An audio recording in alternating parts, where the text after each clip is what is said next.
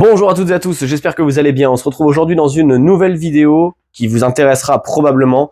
Comment vérifier que votre machine est bridée, votre Yamaha FJR 1300 en l'occurrence, et comment passer au travers de la bride légalement ou moins légalement si vous en avez envie. Comme vous pouvez le voir, c'est ouvert. On va aussi passer un tout petit moment sur la comparaison des deux moteurs tant qu'ils sont là, parce qu'effectivement j'ai la bleue qui est juste derrière. Pour rappel, Yamaha FJR 1300 de 2002, 75 000 km au compteur, versus Yamaha FJR 1300 de 2006, 136 000 km au compteur. Bon, effectivement, c'est pas tout à fait le sujet de la vidéo, mais comme je sais pas si elle sera ouverte souvent celle-ci parce que j'ai pas besoin de trop l'entretenir, je préfère, voilà, vous montrer du coup le moteur de celle-ci et vous montrer le moteur de la mienne juste après parce que vous pouvez voir qu'il y a quand même beaucoup d'éléments qui ont déjà changé de place. Lui n'est pas à la même place sur la 2006, lui n'est pas à la même place sur la 2006. J'ai effectivement un conduit de durite que je n'ai pas sur la 2006. Donc voilà, il y a quand même pas mal de choses qui ont changé. Et étant donné que je ne sais pas si j'aurai souvent les deux moteurs ouverts, c'était le moment de passer la comparaison. Ok, donc maintenant on va rentrer dans le vif du sujet. Du coup, la bride et la débride de votre Yamaha FJR 1300 se fait globalement en 3 étapes. C'est une bride qui est essentiellement mécanique sur cette machine puisque, je le rappelle, elle a été homologuée par le constructeur Yamaha en 146 chevaux et la loi des 106 chevaux ou des 100 chevaux, c'est une loi française. Donc le constructeur n'avait absolument pas prévu que les véhicules soient bridés, donc ils ont bricolé un truc comme ils le pouvaient pour faire en sorte que les motos répondent aux exigences françaises. On va pas se lancer trop dans les détails du fonctionnement du moteur, même si je pense qu'à ce stade-là des vidéos, vous savez comment ça fonctionne. On va faire un test très simple pour les gens un peu plus néophytes qui regardent cette vidéo. Prenez une grande inspiration, bouche ouverte. Vous respirez à plein poumon. Vous êtes à votre plein potentiel. Vous êtes à 146 chevaux. Maintenant, mettez la main devant la bouche et faites la même respiration. Vous êtes à 106 chevaux. Voilà. Comment est-ce que la bride fonctionne sur la Yamaha FJR 1300? C'est ça. On va brider l'alimentation d'air. On va brider mécaniquement l'entrée d'air dans le moteur. Moins d'entrée d'air dans le moteur, moins de puissance. Fin. Voilà, c'est tout. Attention, attention. Je vais passer 10 secondes à vous dire que ce que je fais dans cette vidéo, c'est à but pédagogique. Je me dédouane complètement de toute responsabilité légale de ce que vous faites de votre machine. Je vous montre comment ça marche. Je vous montre pourquoi c'est fait comme ça. Et maintenant, vous en faites ce que vous voulez. Je ne suis pas responsable du débridage de votre machine et je vous le dis, c'est illégal. Si votre machine est bridée en 106 chevaux, il va vous falloir un certificat de bride officiel de chez Yamaha et de débride à 146 chevaux officiellement pour changer votre carte grise. Si vous ne l'avez pas, vous vous mettez en danger sérieux vis-à-vis de vos assurances. C'est pas une blague, je déconne pas. Donc je vous montre, je vous apprends, mais je suis pas responsable de ce que vous en faites derrière. C'est parti. Pour savoir si votre moto est bridée ou pas bridée, il y a plusieurs choses à faire, mais avant de se lancer dans le démontage, il y a un test qui est globalement infaillible. Je viens de vous dire le test avec la main.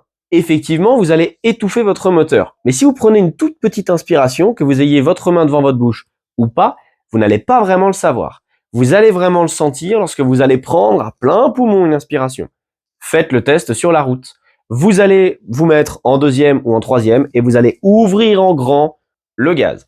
Votre régime moteur doit être continu, sans battement. Alors effectivement, dans la zone à 2000 tours, il est possible que la moto galère un peu justement à se charger en air. Mais une fois que la moto a pris 3000, 4000, 5000, 6000, vous devez avoir une courbe de progression qui est linéaire et la moto doit continuer à pousser tout le temps. Ça se voit surtout au niveau des 6000. Au niveau des 6000, une fois que la moto est bridée, surtout, on va sentir comme un étouffement. C'est exactement ça. Vous avez une bride à l'admission d'air et donc votre moto ne peut pas continuer à se gaver en air et donc à respirer pleinement à plein poumon. Moins vous mettez de gaz, moins vous le sentirez. Ouvrez en grand et si au-dessus des 6000, ça continue à pousser, votre moto est débridée. Ça, c'est le test facile. Il n'est pas infaillible, mais c'est déjà un très bon point. Ensuite, du coup, forcément, le test va impliquer pas mal de démontage parce qu'il va falloir aller voir ce qui se passe au niveau de vos durites d'admission d'air et de votre boîte à air. La boîte à air sur la Yamaha FJR 1300, elle est chiante à démonter complètement. Donc on va pas la démonter complètement, on va juste se faire de la place pour voir ce qui se cache dedans. Je vous ai du coup expliqué que la bride, c'était une bride à l'admission d'air et vous avez deux facteurs possibles. Soit vos durées d'admission d'air ont été réduites. Là encore, diamètre plein 140, diamètre réduit 106. Facile. Et vous avez, et là c'est plus insidieux, des fois des kits qui ont été montés à l'intérieur de votre boîte à air pour réduire le diamètre d'admission d'air de l'intérieur. Et c'est pas une connerie, c'est un vrai truc de sagouin, mais ça existe. Là encore une fois, c'est facile à faire sauter et pour le coup, c'est invisible à moins de gros démontages.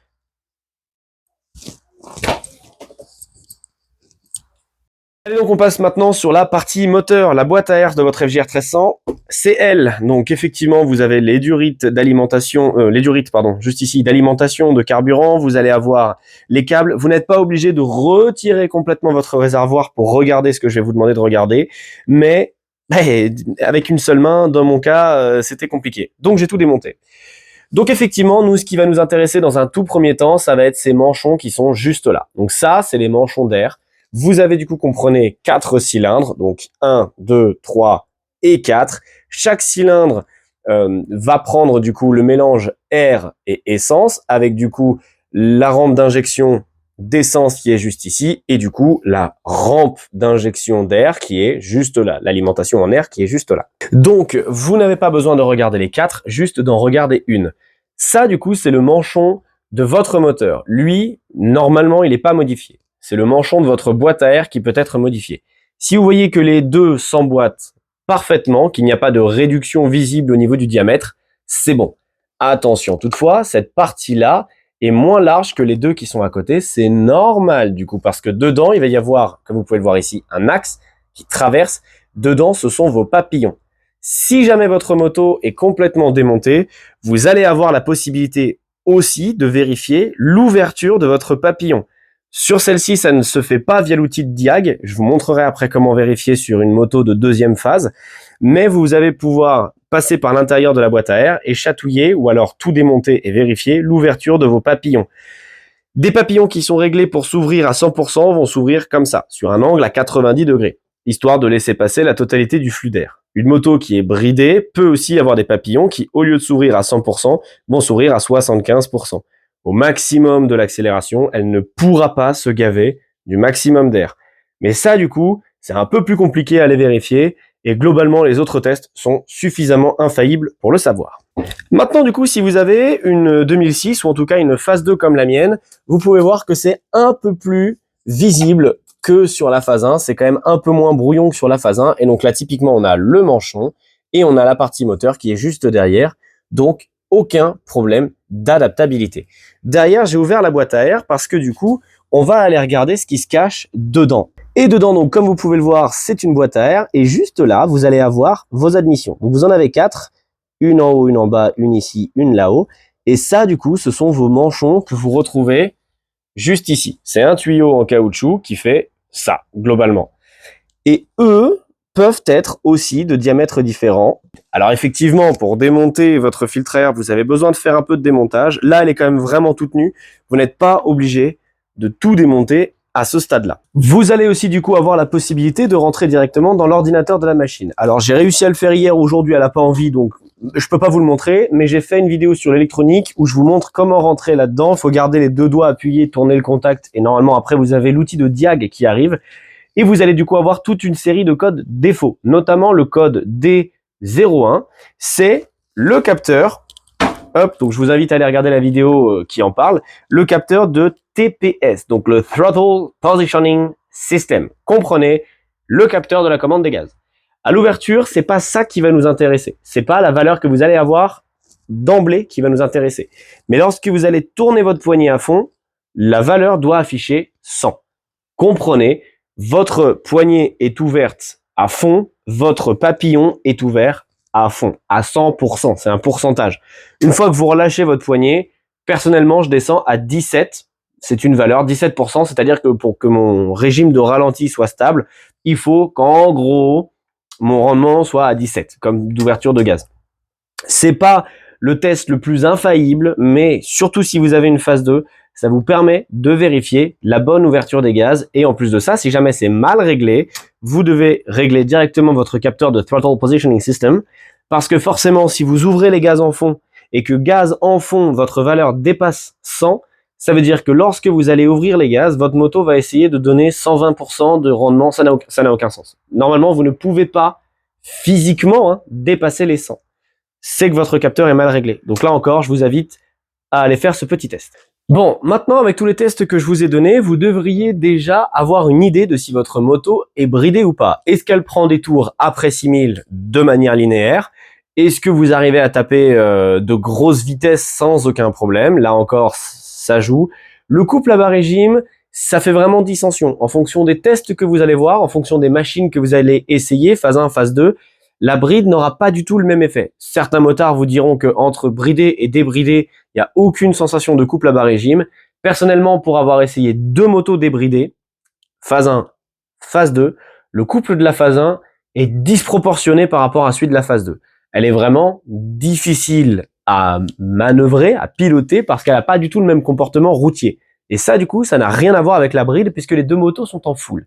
Ma moto, effectivement, la 2006, est en full. Je vous ai montré, du coup, la boîte à air. Je vous ai montré les raccords d'alimentation d'air. Ils ont le bon diamètre, et la boîte à air n'est pas restreinte à l'intérieur. Derrière, par le test du TPS, je vous ai montré, pas dans cette vidéo, mais dans l'autre où je faisais mes investigations sur mes problèmes moteurs, la bonne ouverture de mon volet papillon jusqu'à 100%. En plus de ça, dans les essais routiers que j'ai faits, effectivement, après 6000 tours, ça continue à pousser. Donc, tout pousse à croire que ma machine, mécaniquement, et c'est là où ça devient très important, mécaniquement est débridée. Parce que vous pouvez très bien vous lancer avec une machine bridée, à la débrider de manière mécanique. C'est tout à fait possible. Mais on oublie autre chose. Ça, c'est ma moto. Actuellement, j'ai 1500, 3000 € dans les mains. La Game Boy, là, faut pas la faire tomber. Clac! Ah, je vous coupe dans votre élan juste avant de vous parler du calculateur pour vous parler 30 secondes de ce qui est en train de se passer sur la chaîne. Je vous fais le rappel du coup de vous abonner et d'activer la cloche de notification. C'est vrai que j'en parle pas souvent, mais si vous êtes abonné à la chaîne sans recevoir les nouveautés, c'est un peu dommage. Donc vérifiez la cloche de notification et vérifiez que vous avez bien toutes les notifications. Comme ça, quand je sors une vidéo, vous serez averti, que ce soit par mail ou directement sur votre compte YouTube. De plus, j'ai lancé un Tipeee sur lequel vous pouvez me soutenir à mesure de quelques euros par mois en fonction de ce que vous voulez. Si vous avez vraiment envie de vous imprégner un petit peu plus dans cette chaîne, merci beaucoup à tous ceux qui le feront. Et du coup, la dernière info du jour, j'ai créé une page Facebook dédiée du coup à cette chaîne YouTube. Donc ça s'appelle Gatien la boîte méca. J'étais obligé de trouver un nom et un prénom, laissez-moi tranquille. Et du coup, le lien est dans la description. On peut parler de manière très ouverte de vos véhicules ou des miens. Je peux vous donner tous mes conseils et si vous en avez, n'hésitez pas aussi à rejoindre le Facebook. Le but, ce serait que ça soit le plus communautaire possible. Allez, je vous remets sur le reveal de la vidéo en espérant que ça vous plaît. Ça, qu'est-ce que c'est? C'est le calculateur de la machine. C'est l'ECU. E-C-U. Comprenez le calculateur de la machine. Celui-ci, du coup, je vous mettrai un gros plan. Il est estampillé Mitsubishi. C'est assez drôle pour une machine Kawasaki d'avoir un calculateur fait par Mitsubishi. Le calculateur, je vous montre juste après où est-ce qu'il se trouve, mais avant ça, je vous le montre parce que dessus, vous allez pouvoir avoir la preuve physique que votre moto est bridée ou pas bridée. Et de manière électronique. Et ouais, on y arrive. La bride sur la Yamaha FJR 1300 n'est pas que mécanique. Elle est aussi électronique. C'est-à-dire que votre injection, votre alimentation d'air, votre débit en essence, bref, tout ça est régi par cette Game Boy. Et globalement, si vous avez une Game Boy bridée, même si votre machine est débridée mécaniquement, alors vous allez gagner des performances certes, mais vous n'aurez pas les performances maximales de la machine. C'est de la programmation, c'est des lignes de code, c'est beaucoup trop compliqué pour qu'on rentre en détail dans cette vidéo de qu'est-ce qui se passe à l'intérieur du calculateur. Mais globalement, comprenez que je vous ai déjà parlé du rapport stoichiométrique, donc c'est le rapport air et essence. Le calculateur bridé va donner un rendement qui est différent du maximum. On va dire à votre machine que les températures, les trucs, tout ça sont différentes et donc votre machine gavera moins, prendra moins d'essence, prendra moins d'air et donc forcément on va brider les compétences de la moto. Ce petit calculateur du coup, c'est le dernier élément que vous pouvez aller regarder sur votre machine parce que dessus vous allez avoir alors soit une étiquette pour certains modèles, soit des numéros de série et je vous montre ça tout de suite. Voici du coup mon calculateur. Juste ici, on a effectivement le logo Mitsubishi et ensuite derrière, on a tout plein de numéros. Ces numéros, vous pouvez les vérifier directement en ligne et nous, ce qui nous intéresse, c'est celui-là, le 3P6-10. Ça, du coup, c'est un calculateur qui est monté sur les machines débridées. Le 10 à la fin, c'est pour débrider. Si votre calculateur est bridé, vous aurez par exemple un 3P6-00. Là, vous le saurez, votre calculateur fonctionne en bridé. Même si vous avez débridé tous les éléments mécaniques, votre moto, à l'injection en tout cas, entre autres, fonctionnera en bridé. C'est-à-dire qu'au lieu d'avoir 146 chevaux, vous en aurez peut-être 120, tu vois, je sais pas, j'ai pas fait de passage au banc. Mais c'est théorique. En tout cas, ce qui est sûr, c'est que comme le calculateur ne donnera pas toutes les meilleures informations à la machine, elle ne fonctionnera pas dans le meilleur rendement possible. D'ailleurs, n'hésitez pas à me dire, si jamais vous avez envie de vous lancer dans un peu de démontage, n'hésitez pas à me dire la référence de votre calculateur. Est-ce que vous avez appris quelque chose? Est-ce que c'était bridé ou pas bridé? Pour tous ceux maintenant qui n'auraient pas envie de se lancer dans du démontage, ce que je peux comprendre, je vais ici vous donner les chiffres officiels de la démultiplication des vitesses pour une Yamaha FJR 1300 en full. Donc globalement, si votre machine en première peut faire 90 km/h, en seconde 130, en troisième 160, en quatrième 200 et en cinquième à peu près 260, votre Yamaha FJR 1300 est full. Donc quand je vous ai dit tout à l'heure de faire le test, de vous mettre en sixième et de voir si vous continuez à pousser, faites-le en deux. Parce que du coup, la Vmax, c'est à peu près 130. C'est-à-dire que globalement, si vous voyez que ça continue à pousser et que vous passez les 100, je pense qu'effectivement, votre FJR Yamaha 1300 est full. Allez, voilà, une fois qu'on a dit ça, je vous montre où se cache le calculateur sur votre machine. À savoir que vous pouvez très bien acheter un calculateur chez Yamaha et demander le certificat de conformité qui va avec. Mais, comme je l'ai dit tout à l'heure, c'est un billet de 1000-1500 euros. C'est à vous de voir. Est-ce que vous avez envie d'investir pour débrider la machine? Mon avis sur la question, si vous avez une Yamaha FJR 1300 qui est bridée, avant d'investir beaucoup d'argent dans une full, essayez-en une full. Voilà, essayez-en une à 146 chevaux et voyez si vraiment la différence au quotidien pourrait nécessiter un investissement comme celui-ci. Là encore, les essais routiers, c'est clairement ce que je vous conseille de faire. Allez, je vous montre. Donc je vous ai montré tout à l'heure la boîte à air, l'admission, j'ai ouvert du coup le filtre à air pour aller chercher les durites au fond et oh bah tiens, voilà, mon calculateur se cache juste ici. Donc en soi, c'est pas énormément de démontage. Vous avez du coup la possibilité de virer le support de selle qui est juste là et du coup le calculateur se planque dedans. Je vous montre tout ça. Voilà, donc juste ici, c'est mon rangement sous la selle. Comme vous pouvez le voir, il y a les petites lanières. Donc c'est vraiment là qu'on met le gilet jaune et la trousse à outils. Ah oui, le gilet jaune. Vous me connaissez, j'aime bien les petites anecdotes un peu chiantes. Le gilet jaune dans une moto, c'est obligatoire.